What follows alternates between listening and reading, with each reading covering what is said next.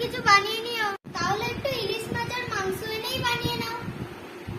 আমার সময় হবে না মা, বাড়িতে তেমন কিছুই নেই। তাহলে দেখো কি করবে। আমি তো পাশেই যাচ্ছিলাম, যদি বাজারের দিকে যাই তাহলে নিয়ে আসবো। দিদি এলাম, কেমন আছিস? ভালো তো? ওরে ছোট নীলি, আয় পাশে বস। কেমন আছিস তোরা? তারপরে কেমন খবর সব ভালো তো? এই আমাদের চলে যাচ্ছে। থাকবি না? হ্যাঁ আমি চলে যাবো দিদি, হ্যাঁ আমার কাজ আছে। বৌমা একটু চা খাওয়া তো দেখি। ঠিক আছে ভাই, আবার আসবি কিন্তু। দারুণ চাটা ছিল।